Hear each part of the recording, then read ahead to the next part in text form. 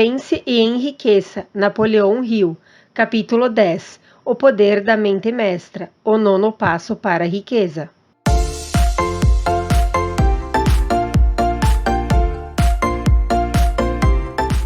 Seja bem-vindo ao canal A Mente Cria Sua Vida.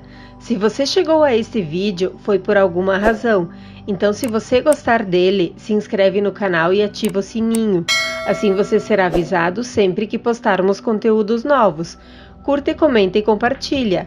Fique agora com o capítulo 10, O Poder da Mente Mestra, o 9º passo para a riqueza. O poder é essencial para o sucesso de quem quer ganhar dinheiro. Sem o poder para transformá-los em ação, os planos de nada servem. Esse capítulo descreve o método para alcançar e aplicar o poder. Uma boa definição para o poder é conhecimento organizado e inteligentemente direcionado. Poder, na acepção aqui utilizada, refere-se ao esforço organizado, suficiente para que o indivíduo transforme o desejo em seu equivalente monetário. O esforço organizado acontece por meio da coordenação dos esforços de 2 ou mais pessoas que trabalham por um objetivo definido, em espírito de harmonia. Para guardar dinheiro, é preciso poder. Vamos examinar como se pode adquirir poder. Se poder é, abre aspas, conhecimento organizado, fecha aspas, vejamos quais são as fontes de conhecimento. A. Inteligência infinita. Essa fonte de conhecimento pode ser acessada através do procedimento descrito em outro capítulo, com a ajuda da imaginação criativa. A experiência acumulada pela raça humana, ou aquela porção que foi organizada e registrada, está em qualquer biblioteca pública bem equipada. Uma parte importante dessa experiência acumulada é transmitida em instituições públicas de ensino, onde foi classificada e organizada. C. Experimentação e pesquisa. No campo da ciência, assim como em praticamente todos os setores da vida, o ser humano reúne, classifica e organiza novos fatos diariamente. Essa é a fonte a que se deve recorrer quando o conhecimento não estiver disponível através da, abre aspas, experiência acumulada, fecha aspas. Mais uma vez, é importante usar a imaginação criativa. O conhecimento pode ser adquirido em qualquer dessas 3 fontes e depois convertido em poder, desde que organizado em planos definidos e expresso em termos de ação. A análise das 3 principais fontes mencionadas logo revela a dificuldade que uma pessoa teria caso dependesse apenas dos próprios esforços para reunir o conhecimento e expressá-lo por meio de planos definidos em termos de ação.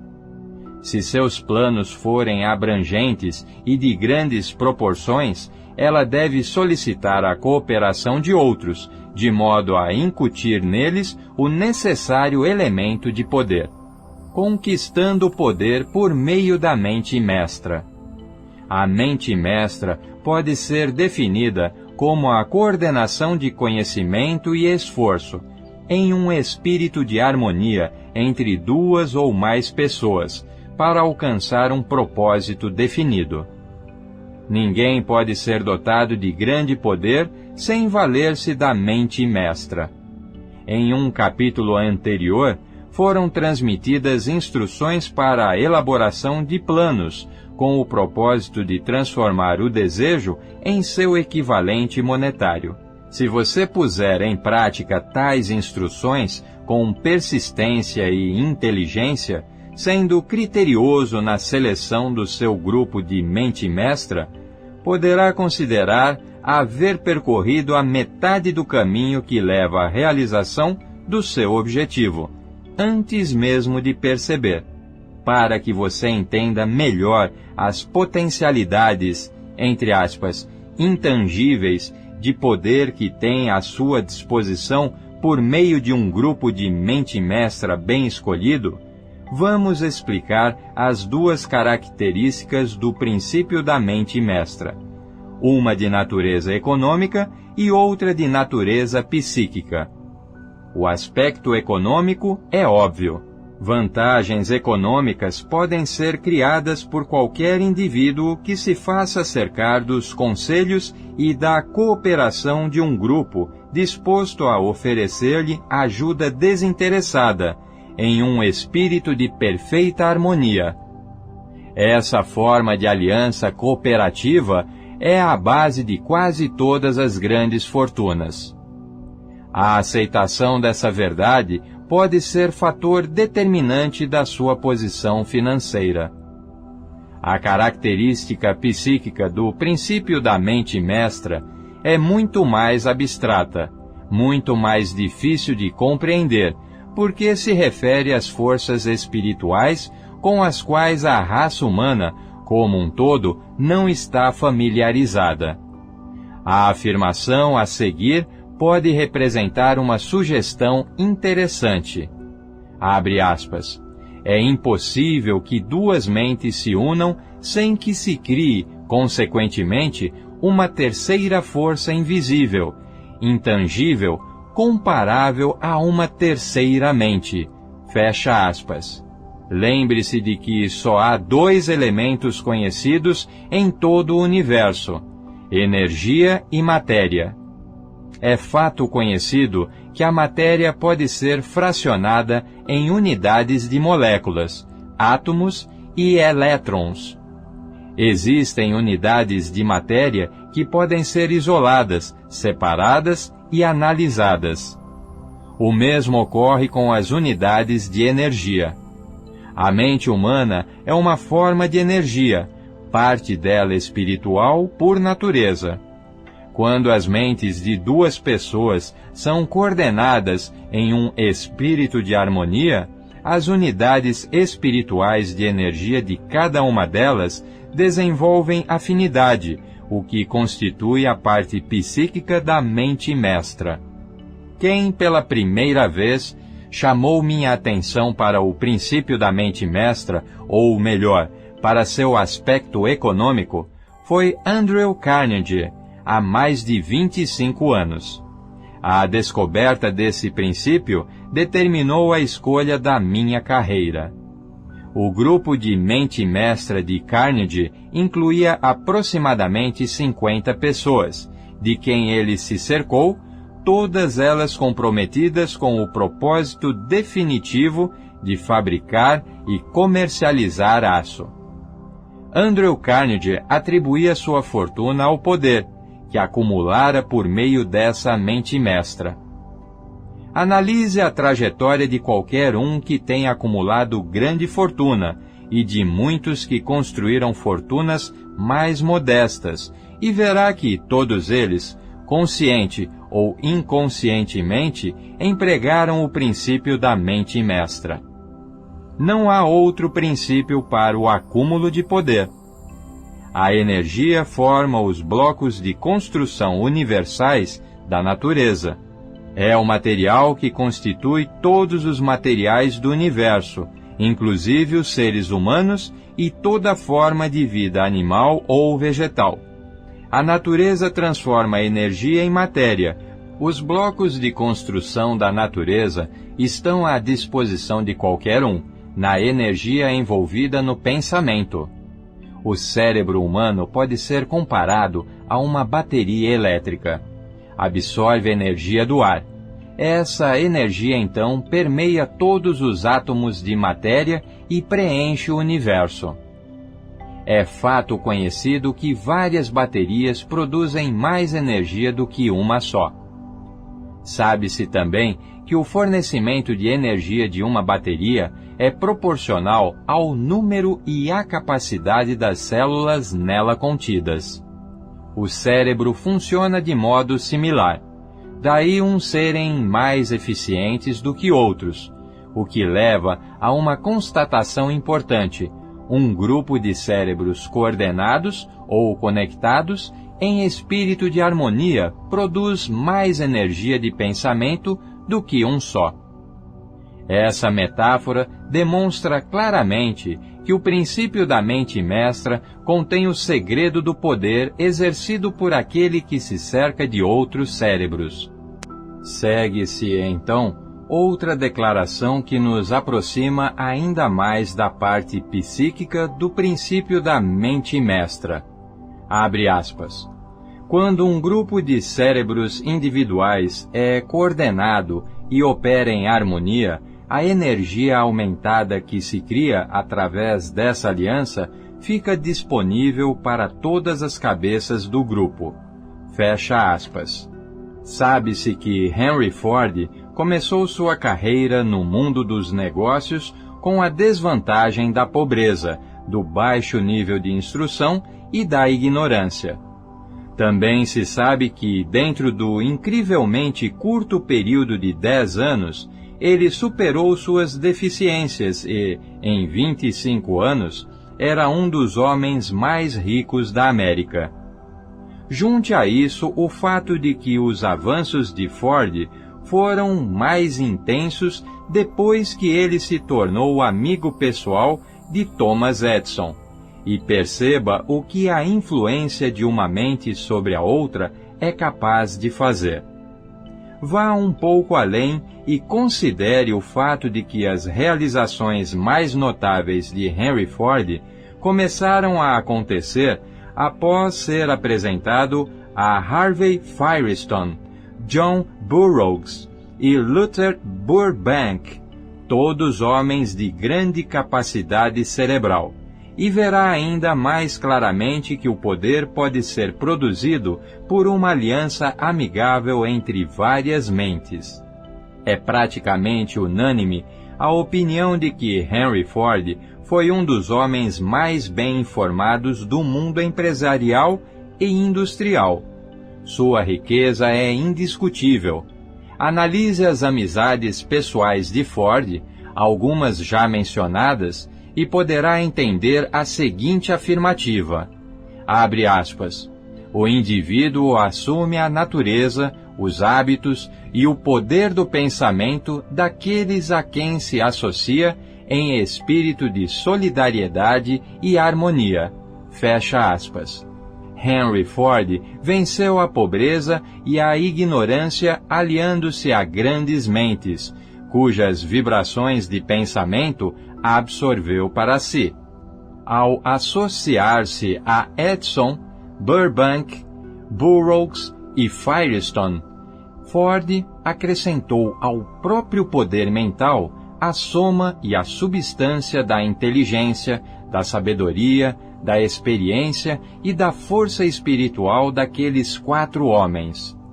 Além disso, adotou o princípio da mente mestra, por meio do procedimento descrito neste livro.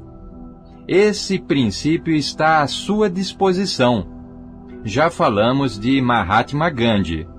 Talvez muitos dos que ouviram falar dele considerem-no simplesmente um homenzinho excêntrico, com um jeito nada formal de vestir-se que incomodava o governo britânico. Na realidade, Gandhi não era um excêntrico, mas um dos homens mais poderosos que o mundo já conheceu, computando-se o número de seguidores e a fé que depositavam em seu líder. Seu poder era passivo, mas verdadeiro. Em poucas palavras, vamos analisar o método que Gandhi utilizou para desenvolver seu estupendo poder. Ele simplesmente induziu 200 milhões de pessoas a cooperar, com a mente e o corpo em um espírito de harmonia, com um propósito definido. Gandhi conseguiu um milagre, pois não foi um milagre que 200 milhões de pessoas tenham sido induzidas, e não forçadas, a cooperar em harmonia pelo tempo que fosse preciso? Se duvida, experimente induzir 2 pessoas quaisquer a trabalhar em cooperação por um determinado período de tempo.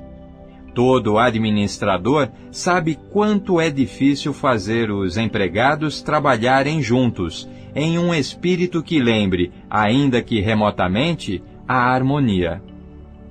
No topo da lista de fontes de desenvolvimento do poder, como já se viu, está a inteligência infinita.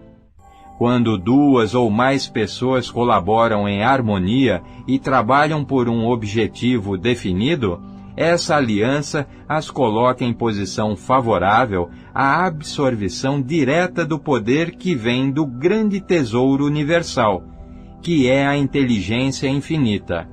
Essa é a maior de todas as fontes de poder, aquela à qual recorrem os gênios e todos os grandes líderes, estejam ou não conscientes disso.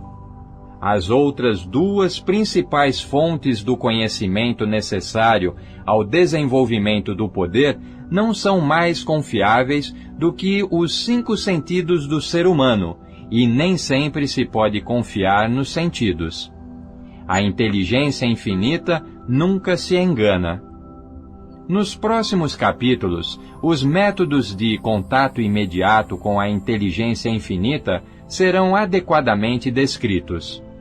Isto não é um curso de religião.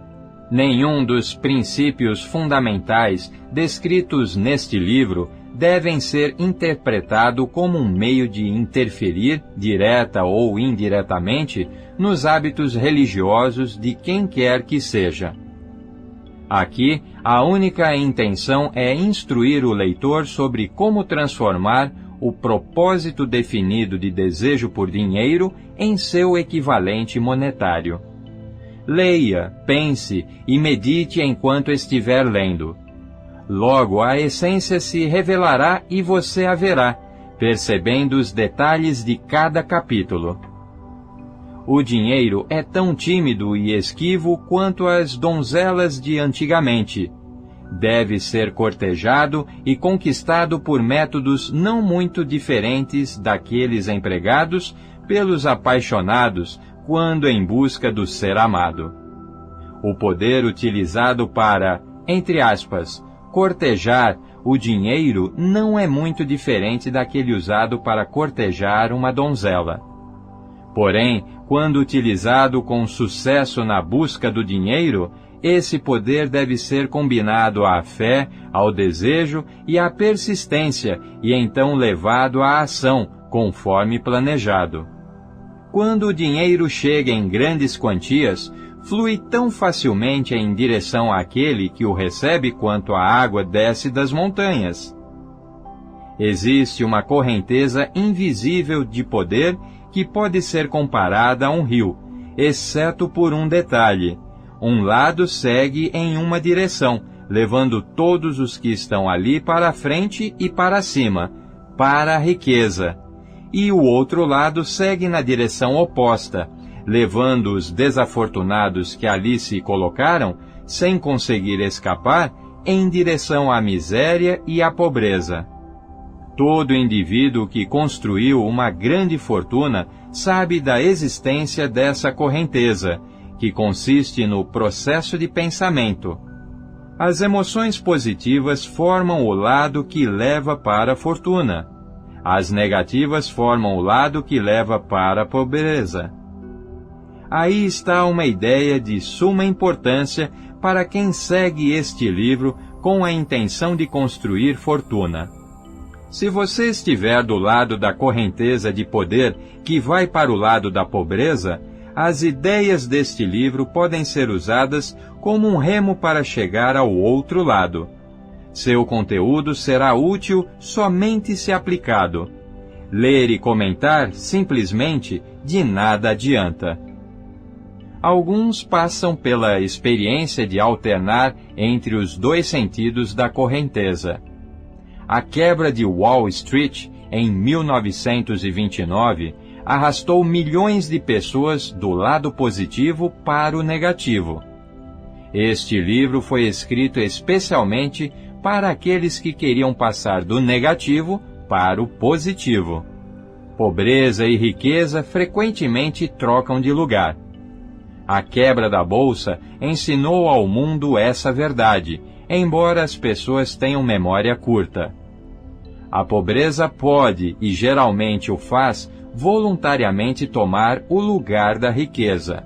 Quando é a riqueza que toma o lugar da pobreza, a troca, em geral, acontece por meio de planos bem elaborados e cuidadosamente executados. A pobreza não precisa de planos nem de ajuda, pois é atrevida e implacável. A riqueza é tímida, precisa ser atraída.